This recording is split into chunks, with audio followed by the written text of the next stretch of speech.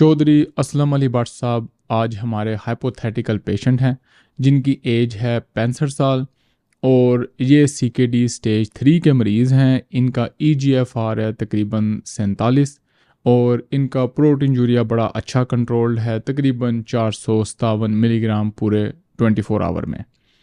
चौधरी साहब हमसे सवाल पूछते हैं कि डॉक्टर साहब क्या मुझे कोई सप्लीमेंट लेने चाहिए या नहीं, और अगर लेने चाहिए तो कौन से और किस क्वांटिटी में। आज की वीडियो में हम इस हाइपोथेटिकल मरीज़ को सामने रख के डिस्कस करने की कोशिश करेंगे कि सप्लीमेंट्स क्या हैं और सप्लीमेंट्स क्या जनरल पॉपुलेशन को या गुर्दे के मरीज़ों को कोई फ़ायदा पहुंचाते हैं कि नहीं, और इस $400 बिलियन मार्केट में रह के क्या आप सप्लीमेंट से बच सकते हैं या सप्लीमेंट को रिसर्च और लॉजिक के मुताबिक यूज़ कर सकते हैं कि नहीं।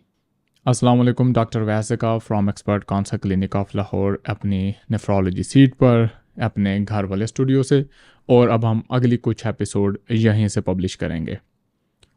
सप्लीमेंट मार्केट तकरीबन $400 बिलियन की मार्केट है। इस सारी एडवर्टाइजमेंट और मार्केटिंग के सामने आप किस हद तक अपने आप को लॉजिकली लेके चल सकते हैं, ये कहना बड़ा मुश्किल है। मैं स्टार्ट अपनी बायस से करता हूँ कि एज ए नेफ्रोलॉजिस्ट हमें अगर किसी सप्लीमेंट से कोई तकलीफ़ ना भी हो, किसी सप्लीमेंट पे कोई एतराज़ ना भी हो, फिर भी हम कोशिश करते हैं एज ए नेफ्रोलॉजिस्ट के मरीज़ के मुंह में खाने के अलावा जितनी एक्स्ट्रा चीज़ें जानी हैं उनको बचाया जाए। तो इस बायस से शुरू करके हम स्टार्ट करते हैं कि सप्लीमेंट होते क्या हैं। सप्लीमेंट बेसिकली वो केमिकल हैं जो अज्यूम किया जाता है कि आप में किसी वजह से, खुराक की कमी की वजह से,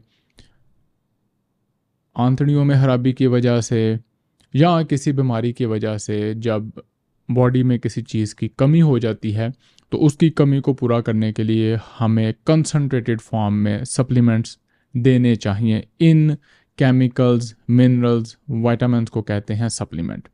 इसमें बड़ी बड़ी मोटी मोटी जो जनरल पब्लिक की एग्जांपल हैं, जैसे पानी में फ्लोराइड डाला जाता है, जैसे कि आयोडीन साल्ट में ऐड किया जाता है।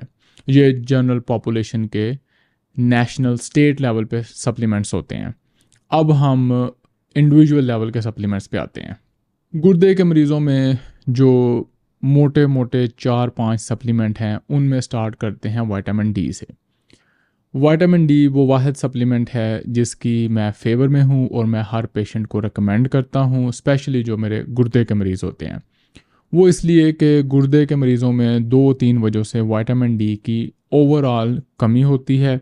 पहला, अगर आपको प्रोटीन यूरिया है तो आपके पेशाब में विटामिन डी एक प्रोटीन के साथ बाइंड होकर बहुत ज़्यादा खारिज होता रहता है, जिस्म में जो ओरिजिनल विटामिन D3 है उसकी कमी हो जाती है। फिर बाज़ औक़ात लेट स्टेज में जाके जब आपका हाजमे का, आंतड़ियों का सिस्टम थोड़ा सा ख़राब होता है तो उसमें भी विटामिन डी की एब्जॉर्प्शन कम हो जाती है। और तीसरा, गुर्दे के अंदर जो विटामिन डी की एक्टिवेशन होती है वो भी CKD में कम हो जाती है। इन सब की डिटेल बड़ी अच्छी तरह मैंने एक्सप्लेन की हुई है एपिसोड 98 में। डिटेल के लिए आप उस एपिसोड को रेफ़र कर सकते हैं। In short, vitamin D supplementation की मैं फेवर में हूँ और हमें तकरीबन 2 लाख यूनिट पूरे महीने में लेना चाहिए। मेरे पाकिस्तानी मरीज़ों में ये अमाउंट बड़ी डिसेंट रहती है। इससे ना टॉक्सिसिटी के लेवल पे विटामिन डी जाता है और ना कमी रहती है।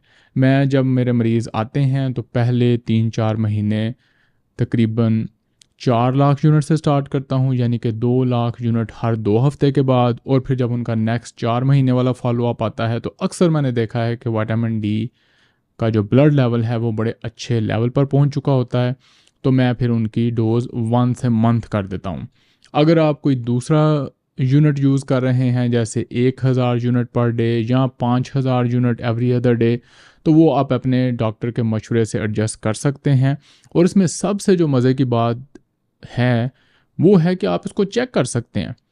तो आप कुछ महीने डिफरेंट अमाउंट्स में अपना विटामिन डी लेके तो अपना विटामिन डी लेवल चेक कर लें, और उसको कोई मीडियम लेवल पे यानी कि 60 के करीब अगर आप ला के रख लें तो ना आप उनको नाराज़ करेंगे जो कहते हैं जी ये बहुत ज़्यादा है, और ना आप उनको नाराज़ करेंगे जो कहते हैं जी ये 60 बहुत कम है और तकरीबन 80 या 100 तक आपका लेवल होना चाहिए। तो आप इस तरह अपना विटामिन डी का लेवल एडजस्ट कर सकते हैं। दूसरे नंबर पे आते हैं कीटो एनालॉग्स, जो कि अमीनो एसिड्स हैं यानी कि प्रोटीन सप्लीमेंट्स हैं। अब ना ये गुर्दे के काम में कोई रोल प्ले करते हैं, ना ये गुर्दे की सेहत में कोई अहम किरदार अदा करते हैं।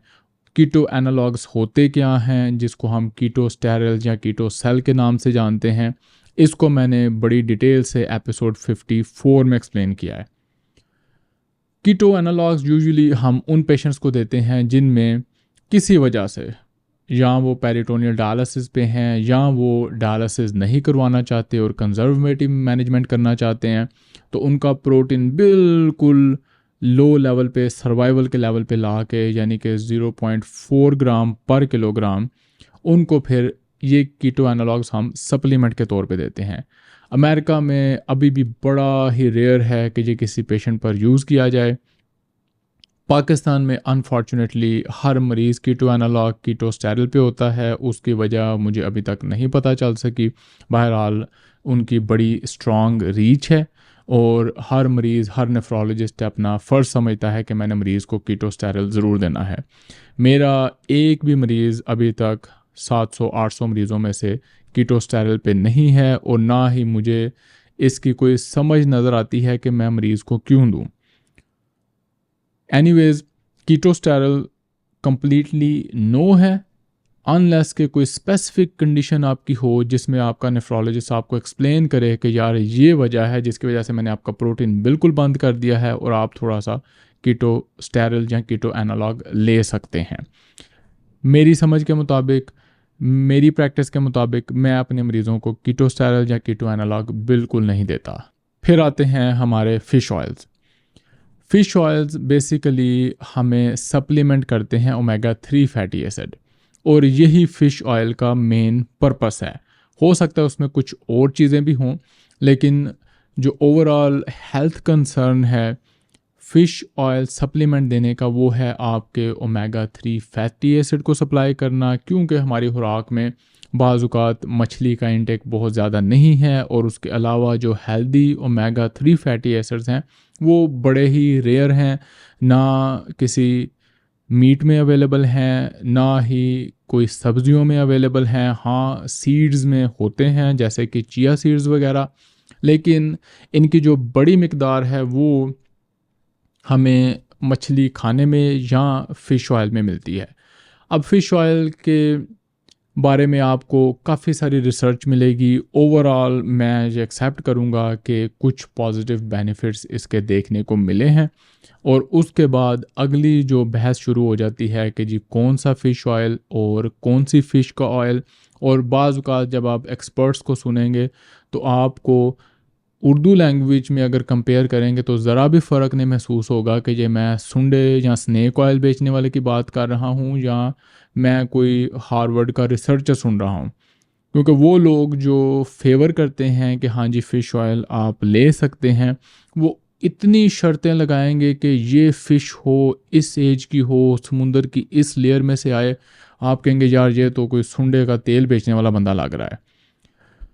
तो इन शॉर्ट, अगर आपको फ़िश ऑयल सप्लीमेंट अवेलेबल हो किसी अच्छी कंपनी का, तो आप हेल्दी डिसेंट डोज में, बिल्कुल विटामिन डी की तरह इसकी जो हेल्दी अच्छी डोज़ है रिसर्च के मुताबिक वो तकरीबन 1000 मिलीग्राम पूरे दिन में औरतों के लिए है और तकरीबन 1600 मिलीग्राम मर्दों के लिए है।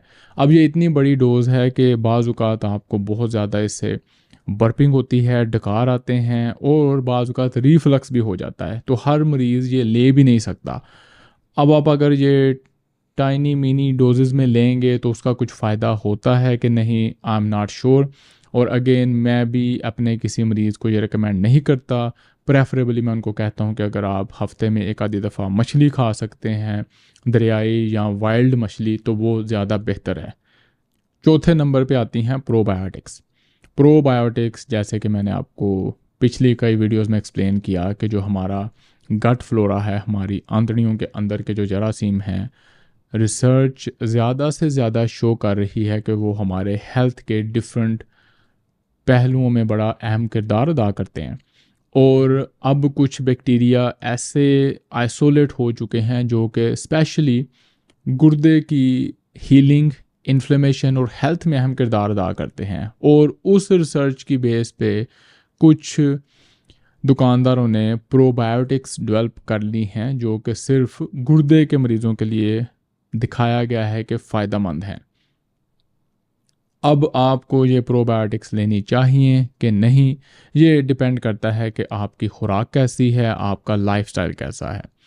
अगर तो आपके गुर्दे का मर्ज़ कोई बहुत सीवियर नहीं है, आप सारी हेल्दी खुराक खा सकते हैं जिसमें fresh vegetables, fruits, nuts, seed, वो चीज़ें जिनसे आपका जो गट फ्लोरा है वो हेल्दी रह सकता है, खुद से केमिकल्स बना सकता है, तो फिर तो मैं बिल्कुल आपको रिकमेंड नहीं करूँगा।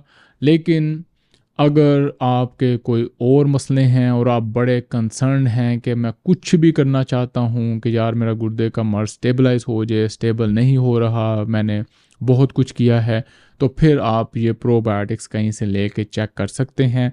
मैं पर्सनली अभी तक इस तरह पैसे खर्च के प्रोबायोटिक्स लेने के फेवर में नहीं हूँ, जब कि आप ये सारा कुछ हेल्दी डाइट से अचीव कर सकते हैं। और एंड में हम चलते हैं रीनल वाइटामिन्स पर।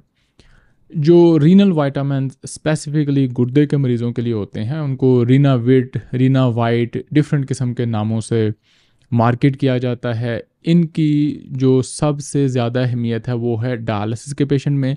ये बेसिकली कुछ लोगों ने वाटर सॉल्युबल वाइटामिन्स का एक कॉम्बिनेशन बनाया है, क्योंकि जब आप हीमोडायलिसिस करते हैं, जो कि दुनिया में ज़्यादातर मेजॉरिटी डायलिसिस है, तो उस डायलिसिस के दौरान जब आपका ब्लड फिल्टर हो रहा होता है तो ये वाइटामिन्स भी उस फिल्ट्रेट में चले जाते हैं। नॉर्मली हमारी किडनी पेशाब में इन वाइटामिन्स को नहीं निकलने देती। डायलिसिस के मरीज़ों में इन वाइटामिन्स की कमी हो सकती है। हीमोडायलिसिस की वजह से उनके जो गट हेल्थ है वो बहुत अच्छी नहीं होती उस वजह से। तो ये रिकमेंडेड है कि डायलिसिस वाले पेशेंट्स में हमने ये वाइटामिन ज़रूर रिप्लेस करने हैं, नहीं तो उनको थायामिन डेफिशिएंसी हो जाती है, वो हार्ट फेलियर में चले जाते हैं और उनको और बहुत ज़्यादा मसले हो जाते हैं। पर बाज़-औक़ात जो मेरे CKD स्टेज 4 के बड़े अनहेल्दी और लेथार्जिक किस्म के पेशेंट होते हैं, वही पेशेंट जो एक्सरसाइज नहीं करते, जिनको बिल्कुल नकाहली पड़ चुकी है और लाइफस्टाइल बेहतर नहीं कर सकते, उनको मैं इस स्टेज पे ये रीनल वाइटामिन्स दे देता हूँ। प्रेफरेबली मेरी कोशिश होती है कि वो ये सारे वाइटामिन्स, सारे मिनरल्स अपनी खुराक से ही पूरा करें। तो रीनल वाइटामिन का भी ज़्यादा रोल है हीमोडायलिसिस के पेशेंट में, लेकिन बाज़-औक़ात CKD स्टेज 4 या 5 में भी इनको यूज़ किया जा सकता है। एपिसोड को क्लोज़ करते हैं, क्योंकि इस तरह तो सप्लीमेंट्स और विटामिन्स की लिस्ट बड़ी लंबी चलती रहेगी, जिनमें दो जो हैं मैग्नीशियम और विटामिन K2, वो मैं किसी और एपिसोड में डिस्कस करूँगा। इन जनरल आपको, अगर आपका लाइफस्टाइल हेल्दी है, आप अच्छी खुराक खा रहे हैं, तो आपको सप्लीमेंट्स या विटामिन्स की ज़रूरत नहीं होती। अगर आपको कुछ लिमिटेशंस हैं और आप अपने डॉक्टर के मशवरे से कुछ विटामिन्स यूज़ करना चाहते हैं, तो उसमें हर्ज भी कोई नहीं है। गुर्दे के मरीज़ों में ज़्यादा कंसर्न ये होता है कि हम कोशिश करते हैं कि गुर्दे का मरीज़ अच्छी हेल्दी खुराक के अलावा कुछ भी ना खाए, क्योंकि जो भी आपके अंदर जाना है उसका कुछ हिस्सा आपके लिवर और गुर्दे में से ज़रूर गुज़र के जाना है, और ये हिस्सा अगर डैमेजिंग हुआ तो उसने आपके गुर्दे के मर्ज़ को ज़्यादा ख़राब करना है। और जब आप इन सप्लीमेंट्स, विटामिन्स का लेबल चेक करेंगे तो आपको, अल्लाह झूठ ना बुलाए, 35 से 50 केमिकल्स के नाम मिलेंगे, जिनकी क्वांटिटी और क्वालिटी आपको नहीं पता होती। अगर आप इन केमिकल्स को इन जनरल अवॉइड करना चाहते हैं तो आप हेल्दी खाना खाएं बजाय कि आप सप्लीमेंट खाएं। हेल्दी खाने में भी मैं हमेशा आपको रिकमेंड करता हूं कि आपने बैलेंस करना है। वो इसलिए कि हमारी हमारी जो पानी की क्वालिटी है, और सब्जियां फल तकरीबन 80-90% पानी होती हैं। तो आप इमेजिन करें कि अगर वो पानी केमिकल्स और टॉक्सिन से भरा हुआ है तो वो भी आपके गुर्दे को डैमेज कर सकता है। और बाज़ औक़ात मैं अपने पेशेंट्स को एक्सप्लेन करता हूँ जिनका डायग्नोसिस नहीं बन रहा होता, कि आप अपना पानी चेंज करके देख लें, आप अपना आबो हवा चेंज करके देख लें। तो यहाँ से आप अंदाज़ा कर सकते हैं कि गुर्दे के मरीज़ों में हम कितने कॉशियस होते हैं कि उनके मुंह में एक्स्ट्रा कोई चीज़ ना जाए। आपने सप्लीमेंट्स के बारे में अपनी ओपिनियन देनी है। मेरे ही कुछ पेशेंट्स हैं जिनको मैं फ़ोर्स नहीं करता कि वो सप्लीमेंट बंद कर दें, या वो पहले से सप्लीमेंट्स को एडिक्टेड हैं, या उनको कुछ सप्लीमेंट्स का इतना फ़ायदा हुआ है कि वो उसको छोड़ना नहीं चाहते, और क्योंकि वो अफोर्ड भी कर सकते हैं तो मैं उनको कोई ज़ोर ज़बरदस्ती नहीं करता। ना ही मैं आपको कोई ज़ोर ज़बरदस्ती करूँगा। मेरा काम है आपके सामने बड़ी बेसिक इन्फॉर्मेशन रखना, और आगे डिसाइड करना आपका अपना काम है। आपने सप्लीमेंट्स के बारे में अपनी ओपिनियन, अपना एक्सपीरियंस ज़रूर शेयर करना है। कमेंट्स वाली डिस्कशन में मुझे इंतज़ार रहेगा। मुलाकात होगी अगली वीडियो में। अल्लाह हाफ़िज़।